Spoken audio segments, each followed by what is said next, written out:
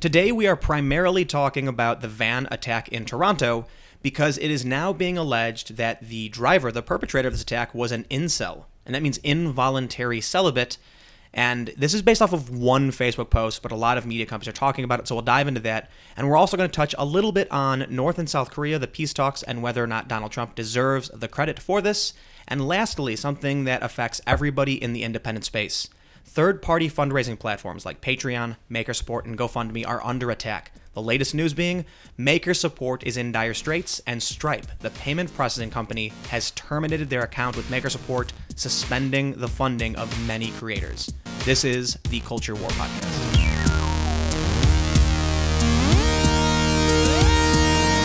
Virtual Shield is a virtual private network service that can help keep you and your data safe as you browse the web. Whether it's a hacker, big business, or government actor, your data can be stolen and spied on. With Virtual Shield, you can protect your privacy and add a simple layer of defense to your internet browsing. Virtual Shield also offers IdentiSafe, which can provide increased levels of security for those that are looking for more. They can help monitor your computer in the background and periodically scan your computer to make sure you're not at risk, and even block remote access to your webcam and microphone. Keep in mind, no security is perfect, but with a VPN, you're adding a simple but effective layer of defense to protect your privacy and your data. Go to virtualshield.com/Timcast and use the promo code TIMCAST to get 20% off and no payments for 30 days. There is never a guarantee of security, but that doesn't mean we don't lock our doors and take effective measures to protect ourselves and our families. For those that are interested, I've included the link to Virtual Shield below. So before we get started, my name is Tim Poole. I am a journalist, and joining me today we have... Reactor. I make YouTube videos and stuff. And I'm Emily Molly. I'm also a journalist. And the first story, it's kind of tragic, kind of creepy. It's the Toronto van attack. So, Emily, do you want to just give us a brief rundown of what the story was? This guy, Alec Manassian, got a van and then drove quite a long stretch on a road in Toronto and hit a bunch of pedestrians, killed 10 people, and I think the injured count is up to 16 now. Wow. And of the 10 victims who were killed, 8 of them were women, I believe. So can you read the Facebook post? So and while you're pulling up, I'll explain it. A post emerged relatively quickly after the attack where this guy, Alec, what is his name? Alec Manassian, said something like, calling out 4chan. He's talking about killing Chads and Stacys, hailing Elliot Rogers, but you want to just read what it says? Yeah, it says, Private Recruit Manassian, Infantry 00010, wishing to speak to Sergeant 4chan, please. And the Incel Rebellion has already begun. We will overthrow all the Chads and Stacys. All hail the Supreme Gentleman Elliot Roger. What? It seems really weird. Well, he's taking something that should not be taken serious, but he's taking it very seriously. Well, so this is, I was looking into the incel culture, and there are a number of them who praise Elliot Roger and call him Saint Elliot Roger. Yeah. And among other people. Oh, yeah. There's a couple other people who they That's praise creepy. as well, but they also have a Saint Elliot Day or Saint Roger Day. But what's weird is if he was targeting women while driving in a car, right? That means he wasn't targeting women. He was actively avoiding men. Right? Oh, yeah. That's a good point. Yeah. I mean, yeah, I guess. If you said he was driving a long stretch down the road. Yeah. In which case, it's like he didn't know at the end of the street was going to be a bunch of women. So it's like, was he actively... There must have been a lot of people... But hold on. He said Chads and Stacys. Yeah. That's just like another way of saying normies, I yeah, guess. exactly. Like regular people. So I think it may have just been coincidence the people who got hit were mostly women.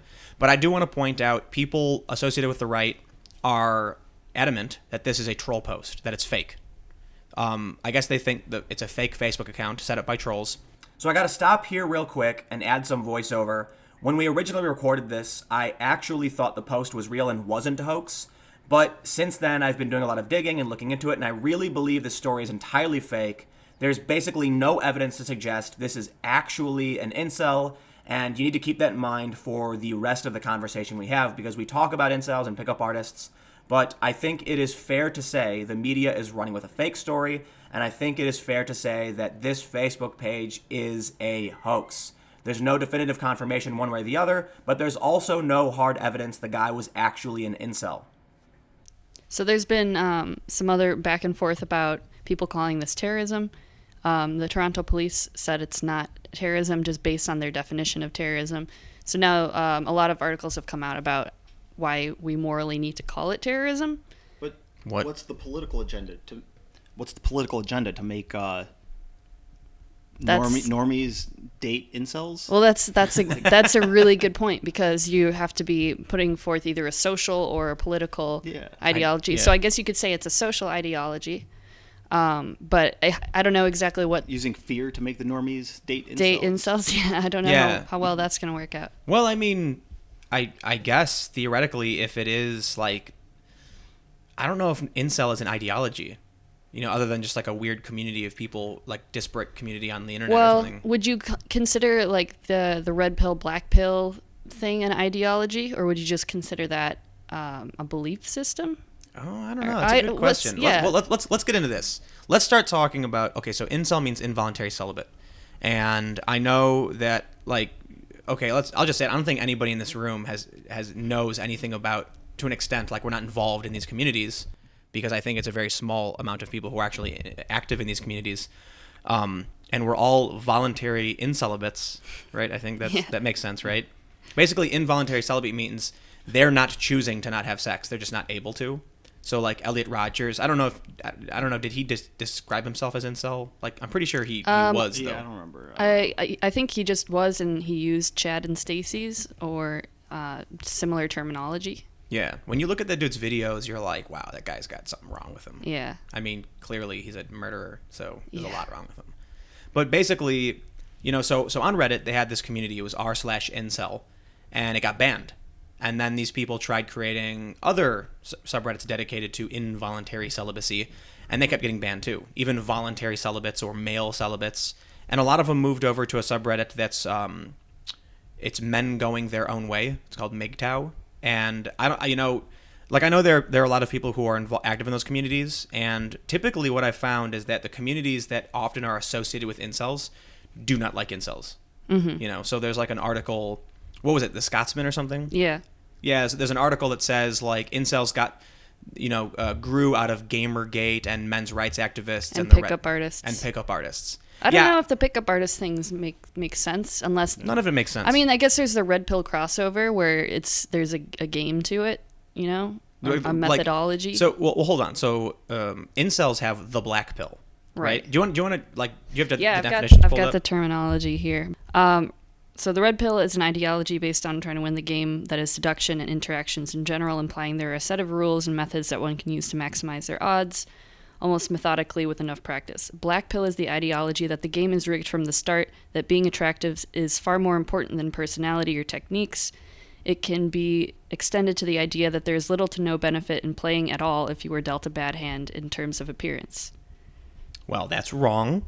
But the reason this is important is that the red pill community, which is, I don't know if it's just a subreddit, but they talk about this like a game you can play. And if you play right, you can attract your ideal mate. And there's another one called like red pill women. And they say that, if a man acts a certain way, a woman will be attracted to that. And that's what you got to do if you want to attract a mate. It's almost like pickup artist. But I think pickup artist is more about, picking up women. And so there's similarities but differences. There was this article that implied that incels came or grew out of men's rights activists, the red pill, or no, it doesn't say the red pill, it says pickup artists, right? Yeah, pickup artists. And Gamergate. And so I want to just kind of tear this one apart, but you want to read what the article says? Yeah, so this article, it's called, it's Danny Garavelli, Difference Between Incel and Jihadi Killers. And they talk about incels being a group of extremists who hate women for denying them the sex that they believe they are owed, and use this to justify violence against random individuals. The movement grew out of other anti-feminist internet communities, men rights activists, pickup artists, and gamergates, the systematic harassment of women in the video games industry. So wrong. There's just so much wrong with it. It's just so ridiculous. It's like someone just made that up as they wrote. Seriously, that's what it sounds like. Okay, first of all, men's rights activists are concerned with men's rights. Like, it has nothing to do with attacking women for not having sex with them. There's probably some crossover. There's probably some incels who are active in men's rights, sure. Yeah. But to say that a group of people who are concerned with men's rights helped incels grow is ridiculous, because incels are focused on something entirely different. So sure, maybe some crossover. But then let's talk about pickup artists. Pickup artists are literally the opposite of incels. So I guess theoretically you could say that incels grew out of pickup artists by people who were just terrible at being pickup artists. Well, I think they're reaffirming the fact that well, I don't know, because the black pill and the red pill thing are at odds with each other. Yeah, they disagree. So technically that's correct, I guess. I think it's disingenuous, but you could say, sure, when the incels failed at being pickup artists, they rejected the ideology and then went the other direction. Sure. So technically. Yeah, they were probably just doing it wrong. But how Gamergate gets in there is just so absolutely ridiculous.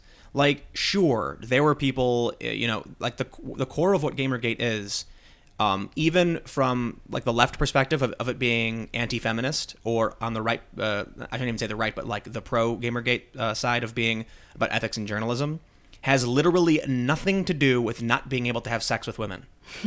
And it's ridiculous to me that they're trying to draw these conclusions or imply that people were complaining that women wouldn't sleep with them, and somehow they came together, they grew out of a community that was concerned about video games and social justice.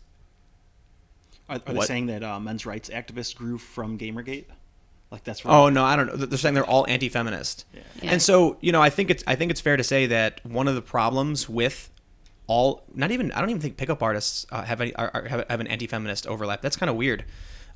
Men's rights activists certainly have anti-feminist rhetoric, and so does Gamergate. Gamergate is notoriously anti-SJW, as they call it. The pickup artists I know, a friend of mine and his girlfriend were pickup artists. There were women involved, and they would go to meetups, and there were women involved because they liked hooking up with each other. Sure. So I think it's also disingenuous to imply that simply because a guy is trying to hook up with women, they are anti-feminist. Humans have sex. I don't know. Yeah, that's a bit of a reach. The connection, you mean? Yeah. Yeah, to imply that it is an anti-feminist movement. Pickup artists aren't going around attacking feminists. They're going around trying to hook up with women. Yeah, I mean there are some pickup artists who are obnoxious about their views and are anti-feminist. Yeah.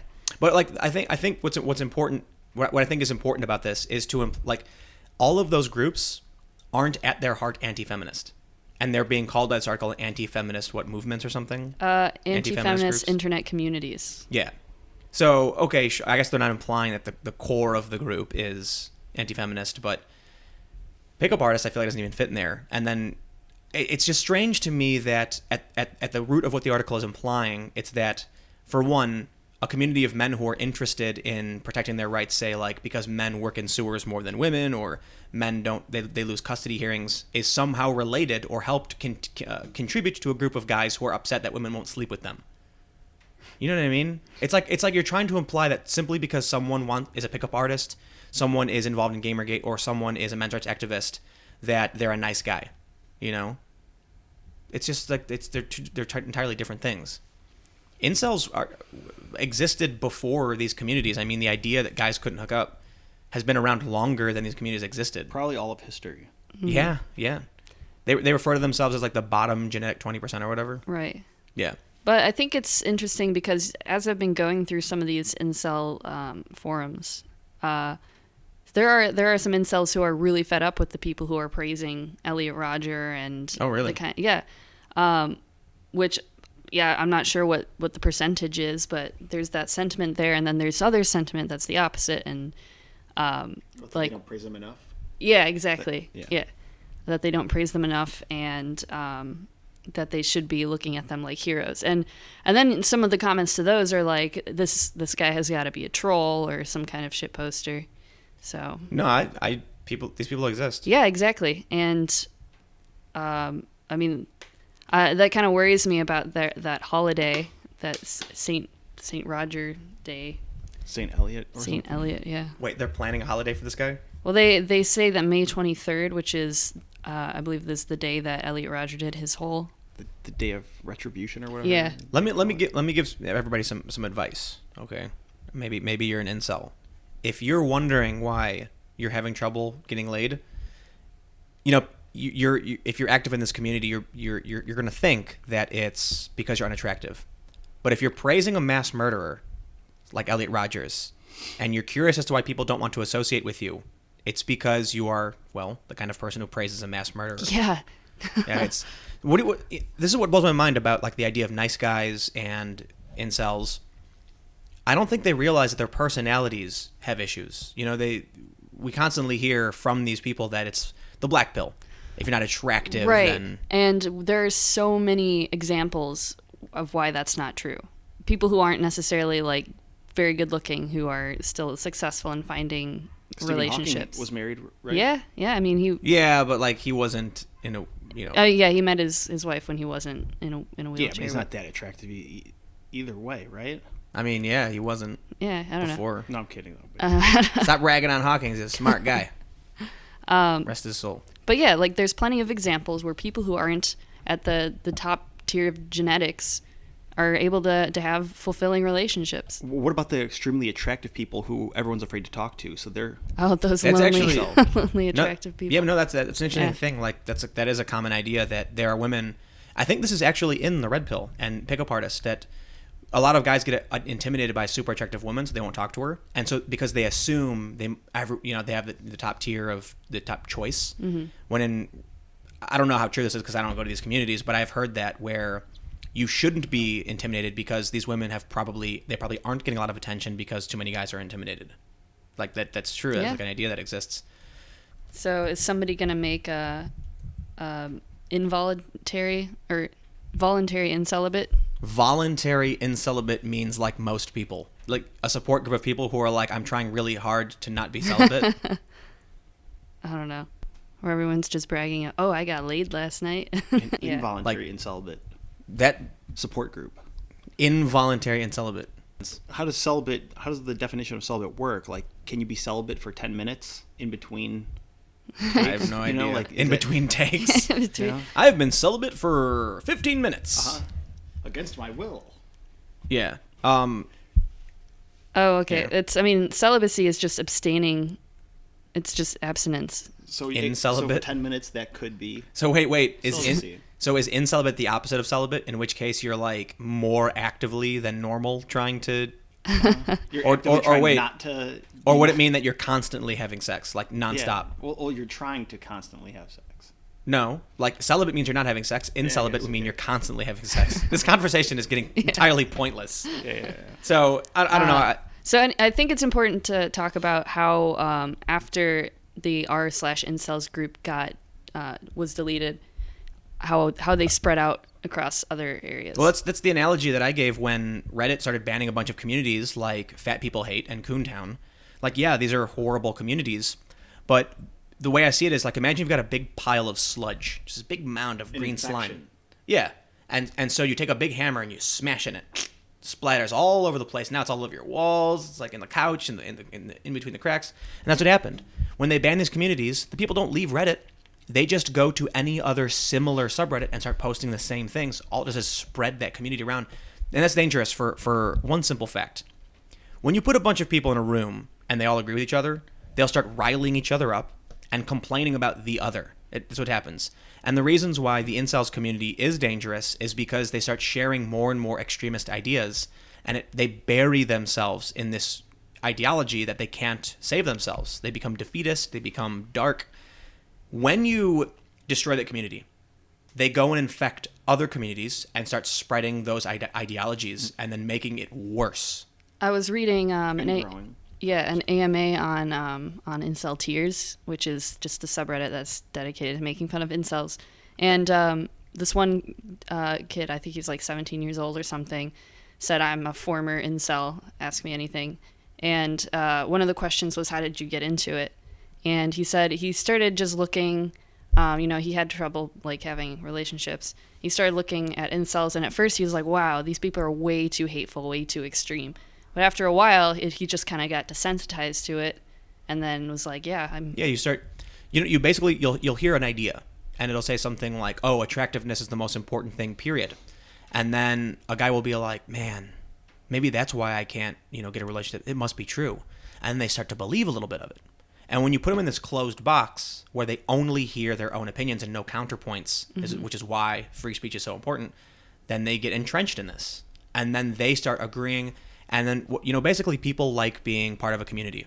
Humans need to be in a community to survive. We're social creatures. So once they start getting rewarded, upvotes, people commenting, replying, "You're so right. Oh, you're the best." Then they start saying, "Ooh, if I repeat this, people will praise me." It's kind of how cults form. It's almost like, certain communities on Reddit become cults without leaders. Like an ideology. It's almost like a religion. I mean, it's not a religion, but it's like a cult where they have these set of rules.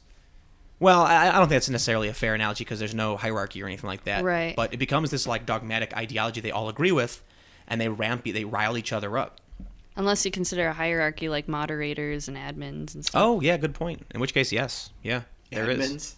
Reddit admins? The Reddit admins are the cult leaders of the incels. No, I mean like, community. forums, not necessarily just Reddit, but admins of forums and stuff. One of the things I find particularly interesting about this whole thing is that you pulled up, I don't know what you pulled up, there was like a spokesperson for incels. Oh, yeah. Yeah, what was that all about?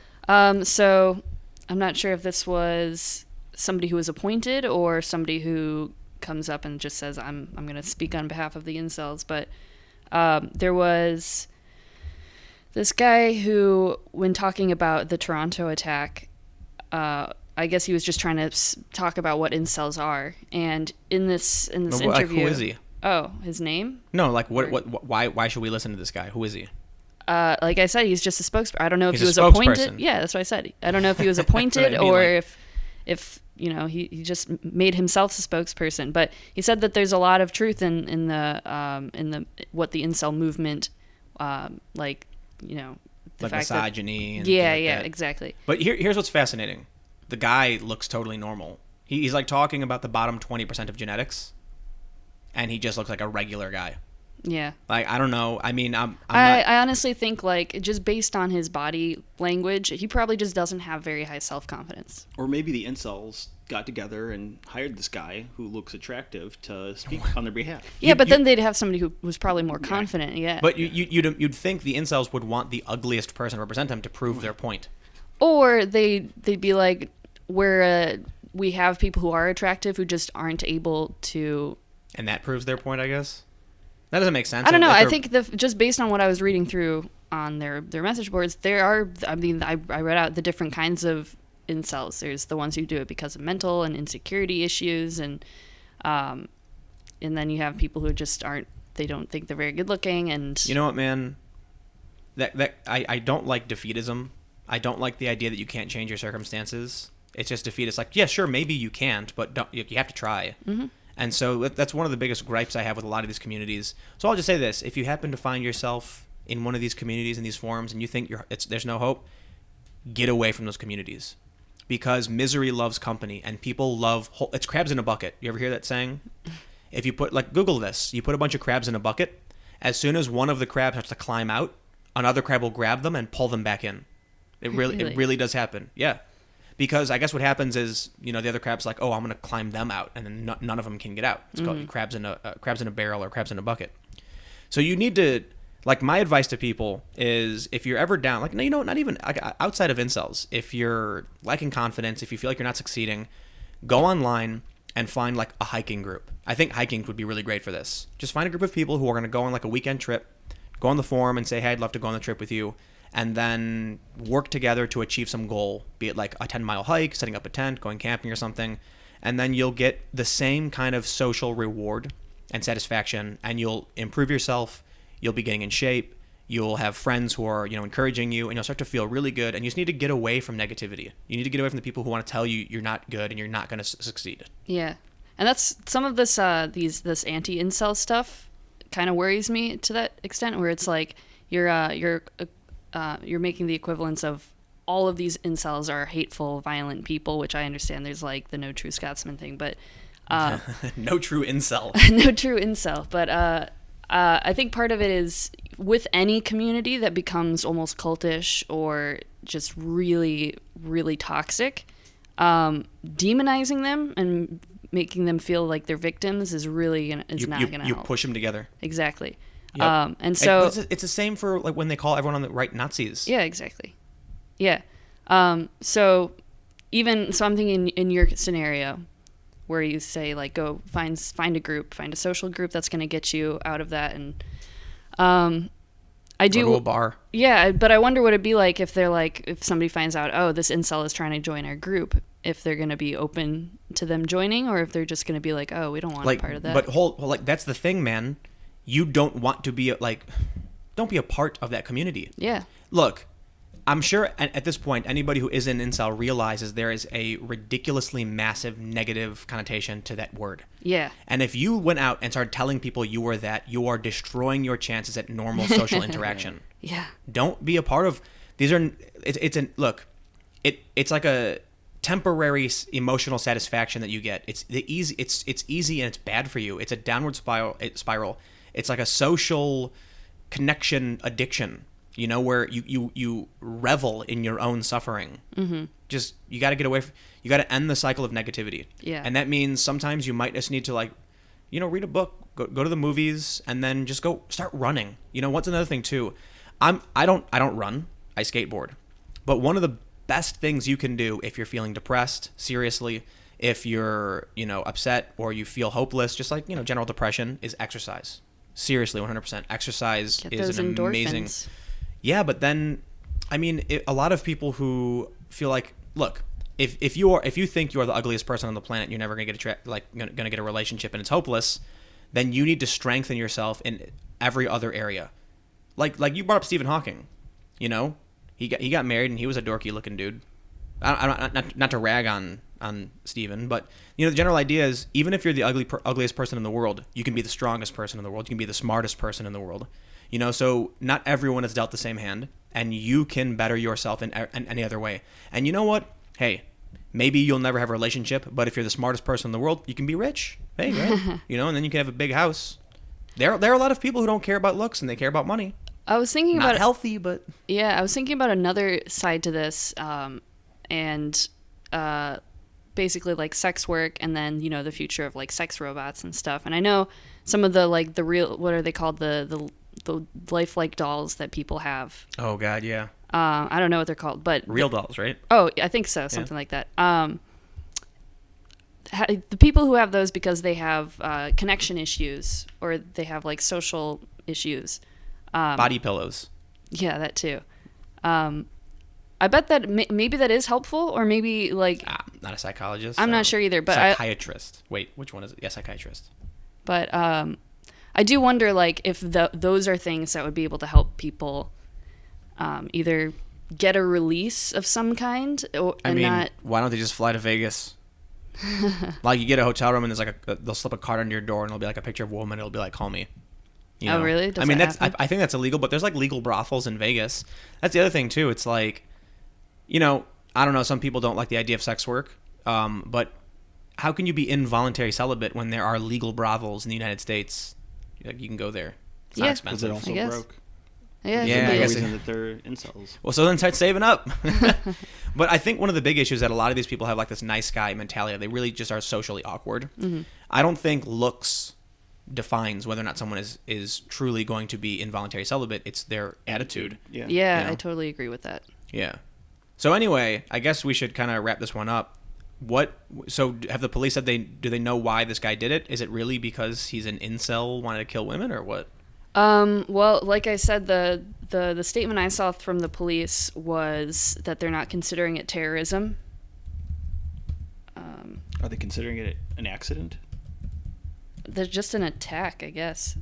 Then, like, what is it? Yeah. Just I guess it's not terrorism. There's no ideology behind it. And maybe he has no purpose. But, I don't know. I think we drove this one to the ground and then beat the dead horse afterwards. So I would kind of like to move on now and talk about Korea.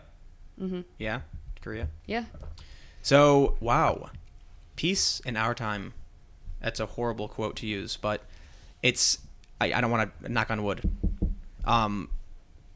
Kim Jong-un and Moon Jae-in shook hands. They both crossed over the demarcation line, and now we're hearing that there's going to be a peace treaty this year. They already have a peace declaration. Denuclearization, their goal. The end of the nuclear program in North Korea. This all happened so fast in the summit just a couple days ago. Why we're talking about this. Does Trump deserve credit for what is going on in Korea? Well, certainly the resistance, those who hate Trump, are saying no. There's this meme photo. There's this meme where this one character says, I made this, and they're holding like a ball. And then they hand it to another person, the other person says, you made this? And the next frame is them saying, I made this. And it was like a joke about the internet takes it and then claims, So in this one, it's a Trump version, and you've got Kim Jong-un and Moon Jae-in, and they're like, we made this, and they're holding the peace treaty. And then Trump looks at it and goes, you made this? And the next panel is Trump holding it saying, I made this. Like, that's their mentality. And this is kind of shocking to me. Not because I am of the opinion that Trump does deserve credit for this. My opinion on it's kind of a multi-layered thing. Based on what happened with Trump, it is not my opinion. Like what Trump did is not my opinion that he deserves credit for it. But based on what South Korea said and what other politicians are saying about it, he does deserve credit. So what exactly did he do? So specifically, the sanctions that were placed on North Korea were considered some of the heaviest, and it was put in place by the Trump administration. And then, again, according to some of the reporting here, Trump negotiated with China so that China would enforce the sanctions. And once China got on our side with this, North Korea had nothing left. Because even when the U.S. has tried to go after North Korea in the past, China's always been like, wink, wink, nudge, nudge, don't worry, we got you. But this time it was, so when Trump tweeted this out, he said, thank you to, China. I can't remember the guy's name in China, but he was like, for helping make this possible. Xi Jinping? Yeah, I think that's right. But other than that, people do credit Trump's fierce rhetoric. Look, even the resistance has said, well, maybe Trump does deserve credit because he sounded like such a madman that North Korea didn't know how to respond and felt like we better back off, this guy's crazy. But hey, look, if the only reason that North Korea did back down and start moving towards peace is because Trump is crazy, he still deserves credit for it. But does he deserve a Nobel Prize for that? Yeah, why not? It worked. Just because you disagree with how he got it done, he didn't intervene with the military. It was aggressive rhetoric, but that's not the full reason. I mean, the full reason is that I don't know the specifics on this, and I hate to misrepresent the story, but there was like a secret meeting between U.S. intelligence and North Korea or something. Then you have the sanctions, and I think that played a huge role because, people have to realize that North Korea is entirely self-reliant, or at least they try to be. And a lot of the saber rattling they do with nukes is to then say, okay, we'll turn down the nuke program if you give us food. And then they do. And South Korea will transport food up there and things like that. But this time Trump was like, nope. Hardcore sanctions. China got on board, and the North Korea was like, we're done. When they started getting China pressuring them, there you go. So it's not just, I believe Moon did give credit to Trump for the start of the talks, or for something back in like January. But the foreign minister for South Korea said something to the fact that Trump deserves credit for making this possible. And now even the Australian Prime Minister, I'm pretty sure, said Trump absolutely deserves a credit for this. So it's crazy to me that you can go on Twitter and type in like Trump Korea in the search and see all the people saying he doesn't deserve credit for this. What scares me about that is that you're looking at a pure obstinance, like a wall of people. Like it is people who have formed a wall that refuse to acknowledge that the world is nuanced. Plain and simple. Is Trump perfect? Hell no. I disagree with Syrian intervention. I'm not a big fan of military, intervention. Drone strikes in Yemen in support of like Saudi Arabia and their conflict. Arms deals with Saudi Arabia. These are things I all disagree with and think Trump made the wrong call. But with North and South Korea, I have to say, oh yeah, wow, the sanctions and the rhetoric worked. I'm impressed, right? Yeah, I wasn't expecting it, but I'm glad it happened. Do you think he deserves credit? Is North Korea going to become a capitalist society with McDonald's and all that stuff now? I have no idea. No, I don't know. Yeah, man, I guess, I'll be the first one in though. Wow. Really? I will fly to open a McDonald's. No, like if they announce like it's like the last Cold War holdout. If they announce that they're normalizing relations with the rest of the world, sanctions are being lifted, doors are being opened up, and they're going to start introducing like Western business and stuff like that. Like I shouldn't even say Western. Like Japan's got 7-Eleven is owned by Japanese. So if they start opening businesses and it becomes like a safe place for tourists, I'll be on the first plane over there. That's going to be amazing. It's going to be huge. I mean, I wish I went to Cuba when the embargo ended, but, yeah. I still could, I guess. Yeah. Well, I guess we'll have to see what happens now because it's still pretty fresh. Yeah. Yeah. I'm just... Who knows? All it can take is another tweet before things start to sour again. When I was in the military, there was a guy named Kim who came from South Korea, and he had served, and he would always tell stories about how crazy it was. Like they have that divider line, like people try to pull each other over. Yeah.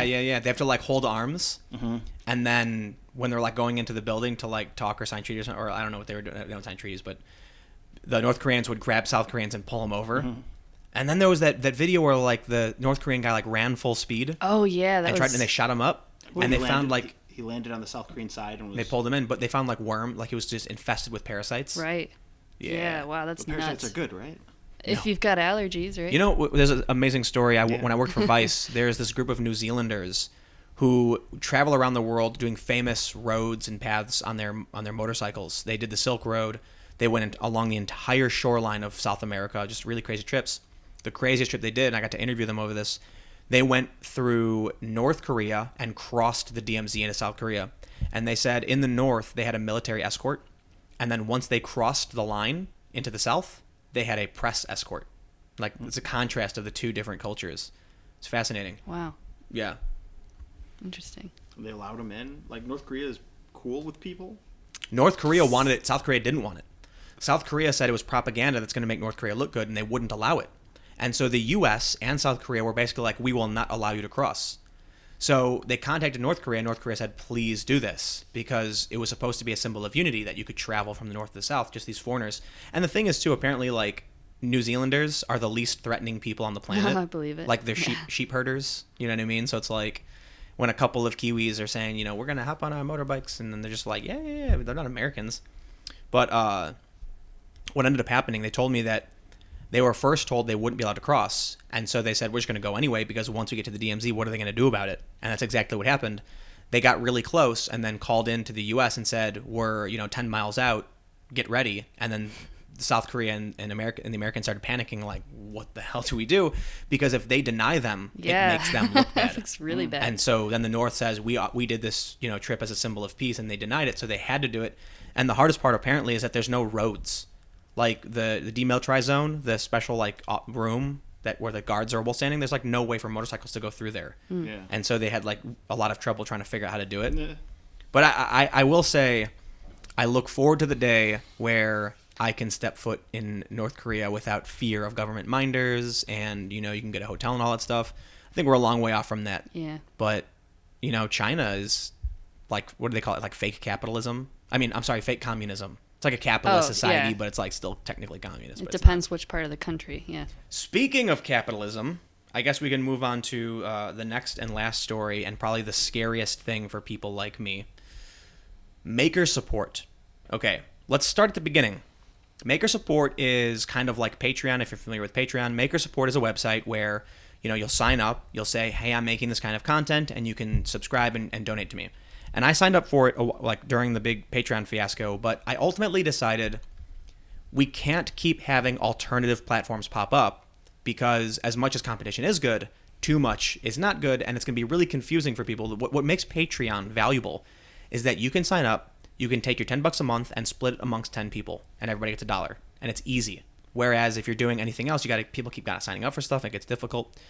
But Patreon banned Lauren Southern without warning, without chance for appeal, because they misunderstood what she did.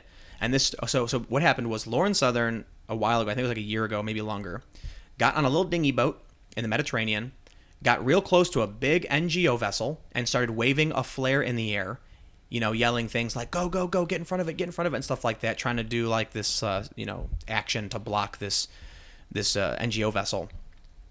So what happened was, because of that, Patreon said that she, broke the terms of service, and Jack Conte, the CEO, said in a video that she literally blocked a refugee rescue vessel. If she had done something like, went near it with a sign and said something about why it was wrong, that's fine.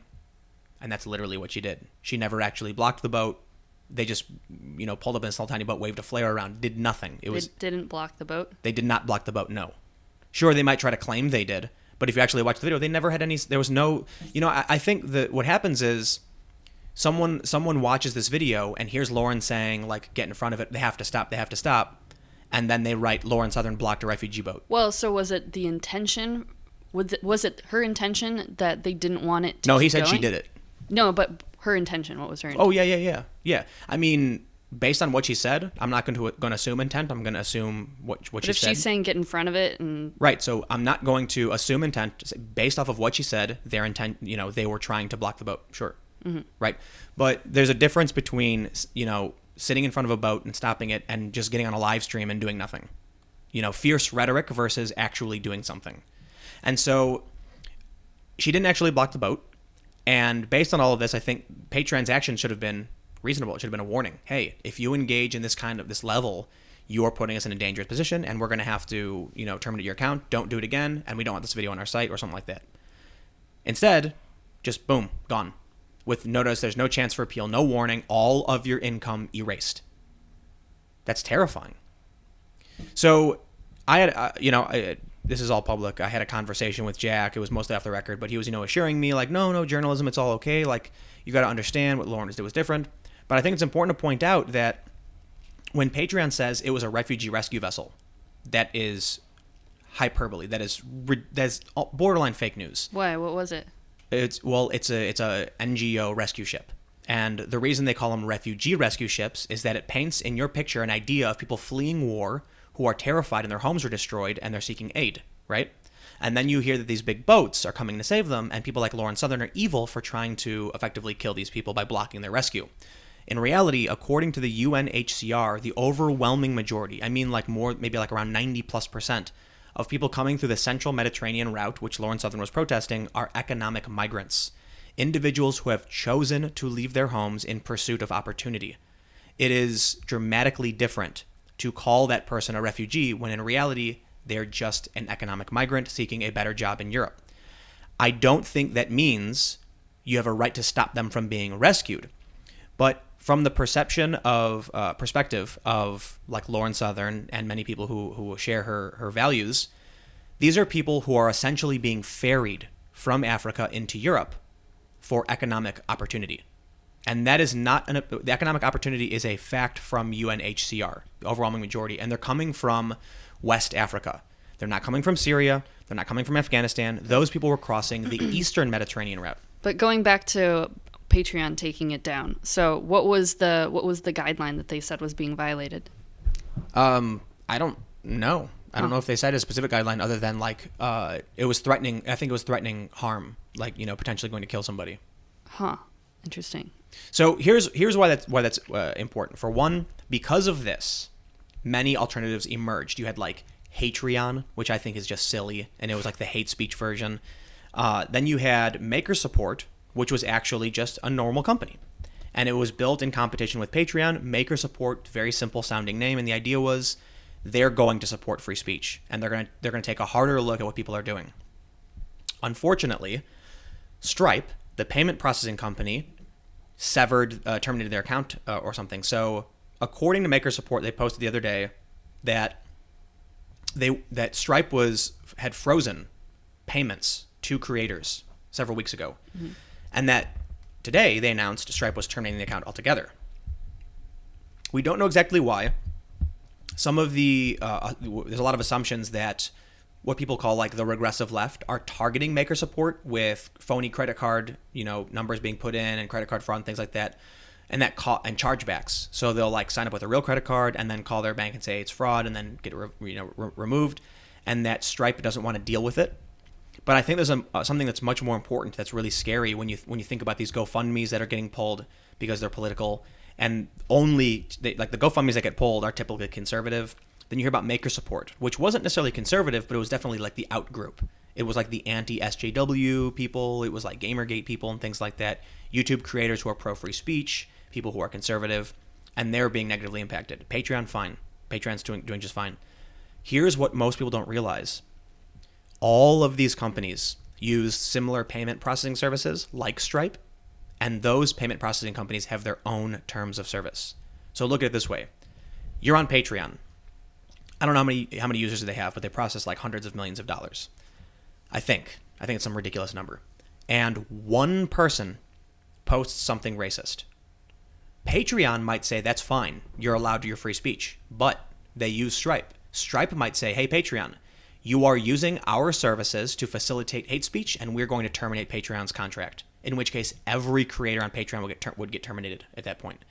There's, Dave Cullen, he's got a YouTube channel called Computing Forever, and he talked about the single point of failure. It's like I was watching this video just a moment ago, and he's talking about how all of these activists, if they don't like you, all they have to do is target your income by going after Patreon, by going after MakerSupport.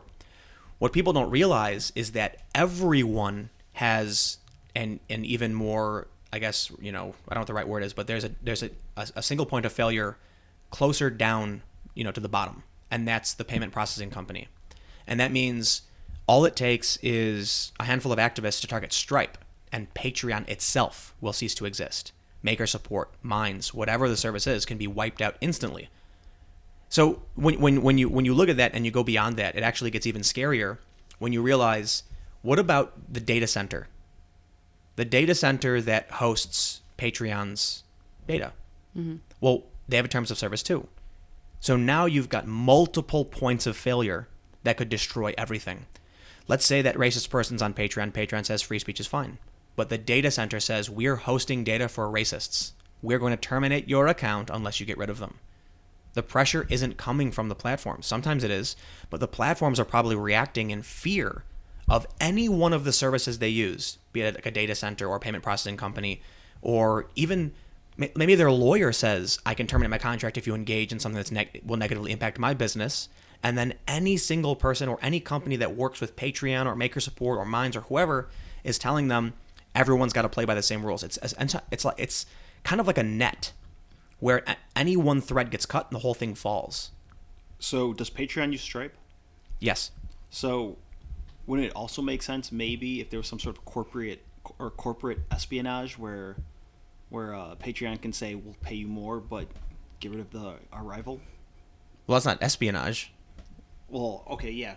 What's it called? I'm pretty sure that's not illegal. I think that's just business. Yeah. Like, hey, we want an exclusive contract with you in terms of, independent creator support systems. Kill our rivals, and we'll pay you more. They wouldn't say kill our rivals, they say exclusive contract. Yeah. You work exclusively with us, we'll give you 5% more. And then the company say, yeah, and it happens all the time. Uh-huh. But I think what's scary here is that Patreon took down Lauren Southern. In response, you get this alternative to pop up, but now the alternative is just shut down, negatively affecting creators who had nothing to do with Lauren or anything like that. It's just you wanted to use a service. So how does she fundraise now? Oh, I think she set up patreonsucks.com. I don't know if she still uses it, but it was basically she built her own version using PayPal. Well, so, I mean, what's the problem with competition then? It's like, well, so I guess for one thing, is there a Stripe competitor that would take on these sites after their terms are violated? I mean, I think PayPal is possible. PayPal, maybe? I'm not familiar with a lot of payment processing services. They'd probably charge more. Maybe everyone's got to start using cryptocurrency. I think that's one of the reasons Minds, minds.com is probably going to, minds.com. It's so hard to say Minds because everyone thinks I'm saying mine, but they switched to crypto. So it's I don't think it's I don't know how it's being rolled out or whatever, but I know I use Minds all the time. And now the rewards are crypto. If you want to sell the tokens, like it's your thing. I don't think they facilitate that in any way. But actually they might. I don't know. Don't quote me on that. But how do you protest against a decentralized currency? You can't. And so long as these payment processing companies are centralized businesses who are scared of bad press, they're going to say whatever is considered mainstream acceptable. And then what's particularly scary is I think it is fair to say that the left holds the institutional power for the most part. That Donald Trump is the president, but that it may be a very strong point of institutional power, but the media is substantially stronger when all of it's combined, and academia, you have multiple institutions that are on like the left faction. And if they deem something unacceptable, companies just capitulate. In which case, any dissenting opinion at this point is, you're out. So we're going to end now with a great story from Reactor that is entirely serious and true. I mean, I didn't look too far into it, but apparently in an interview, Bill Gates admitted that there's a virus that in the next 6 months could be released and kill 30 million people. Released? Yeah, that's Are what he you- said. He said, "Are you serious?" Yeah, he said people can make these in their basements. Oh, I thought you were talking about like a computer virus because Oh, it's no, Bill no, he's- Gates. No. He actually. Wait. Hold on. Is this real? Yeah, What? He's actually talking about manufactured viruses to kill people. yeah, and saying they can kill 30 million people within 6 months, and that everyone should be on You're guard. not. This is not a joke. No, this is real. This is Are you serious? Yeah. It's not The an joke is Infinity that I War insinuated publicity. he's the one making it. Oh, but in reality, He was talking about a serious threat. He's saying that someone in their basement can craft a virus that will kill 30 million He people. said, he said someone can easily tweak smallpox to kill 30 million Well, people. how the hell do you get a sample of smallpox? You just make it. You make smallpox. Or you break into the CIA. There's a so there. Easy. I Yeah. knew this dude who worked in a lab. CDC. I knew this dude worked in a lab, and he said there was like 4 layers, I think, and like depending on the severity of what you're working with, you have to have like 4 airtight container. Like, you know, each one has to be sterilized so that it's almost impossible for the virus to get out. So who's gonna make this virus other than Bill Gates? Well, I mean, Evil biohackers. Hey, there's I a don't movie care, idea. I don't care how rare the smallpox virus is. Bill Gates can get his hands on it. Zuckerberg can get his hands on it if he wanted to. Zuckerborg. Zuckerberg. No, but it's like if you have the money, I'm sure you can get which is why I find it. Like, I don't know. I think Russia's got Which a is sample. why I find it weird that these jihadists take such obscure missions when there's other things that... No, yeah. So I talked to this very famous hacker. I'm not going to put him on the spot for this one. One of the most famous hackers in the world. Speeches. He's like prominent guy. You've probably heard of him. I'm not going to name him for privacy reasons. But he told me he doesn't believe in terrorism, and the reason he doesn't is that he said it would be so ridiculously easy to hack a water pump system, a nuclear reactor, an oil pump facility, or something like that, fuel, an electrical a hub for a power plant. No one does it. Mm-hmm. Why? Well, the U.S. did at one point. They Well, we had Stuxnet yeah, exactly. with the Iranian centrifuges. Is that terrorism? I guess when you're talking about nation states, it's just war. Yeah. But more specifically, in terms of terrorism, it's like a small non-state actor who wants to do something. Why aren't they hacking infrastructure? What is it? A drop of pure nicotine on human skin kills you in 20 minutes. So why isn't someone going around spraying that on railings? I mean, Wow. fentanyl does a similar thing where Yeah, enough I mean- fentanyl, and that's actually what happens to some of the police officers who are... This is what I was told. They said the reason, not just about the hacking, but there are chemical substances where you could take, it's like a white powder they have. This is what they told me. There's like a powder they have in the lab. And they're like, if I sprinkled that on the railing in a subway, you'd kill 50,000 Yeah, people. fentanyl. Yeah. Is it? I know that could happen with Well, fentanyl. But I don't know if saying it's got there's- an industrial There's shaker all of kinds fentanyl. toxic chemicals that if you wanted to cause chaos, you could. But instead, these guys are getting box cutters and going into airplanes. I guess it's just... Publicity? But think about it this way. No. Somebody who wants to do something like that probably isn't the smartest person in the world. They're Where are the supervillains at? supposedly they're billionaires that were behind this. You know, you think a billionaire would be able to find? Oh, that's a good point. You think he'd be able to find a guy who was like a little bit smart? Like, Or the billionaire is probably a little bit smart. like how about we if we can get our hands on a plane? Like, dude, he could have bought a plane. How about we get... Yeah, you're Oh right. yeah, that's so weird. A billionaire could hire a 17-year-old hacker, put him up in a treehouse with a Yagi antenna pointed, connecting into a Starbucks 2 miles away, and then use that network connection to do whatever the hell they want. No one's gonna stop them. Wow. So, the world is a scary, dangerous place. That doesn't make sense. Incels should break away from that community by choice, and if you are part of that community or you know someone, you should encourage them to better themselves and help them to develop themselves, or just get away from the negativity. Donald Trump, does he deserve credit for North Korea, South Korea peace talks? We'll see. Yeah, we'll see. And MakerSupport, that's scary. Because in the Yeah. alternative community, like the alternative media community, we're all at risk there. Or even just independent, independent, I'm within a community of freelancers who use Patreon to fund their work. And I wonder at what point, I don't know all of Patreon's community guidelines or terms of service, but some of them cover things that are pretty controversial. Don't necessarily have, interject their opinions or anything, but if it gets to the point where they can't do their coverage because of something like that, that would be a problem. Well, there we go. I guess that about wraps it up, because otherwise we'll just keep talking about other nonsense. Like, maybe they could have a holiday where everyone sleeps with an incel. That would help cure the community. Or I think what we're gonna do, we're gonna wrap things up. So thank you all so much for tuning into this week's episode of the Culture War Podcast. My name is Tim Poole. You can find me on Twitter and YouTube at TimCast. I'm going to sign off now and go start my voluntary celibate community. But do you guys want to mention your social media? Yeah, my name is It's Reactor on Twitter. I'm also youtube.com/reactory for my YouTube videos. And I'm on Twitter at MomesMolly, MomesMolli, and also check out Subverse videos on YouTube.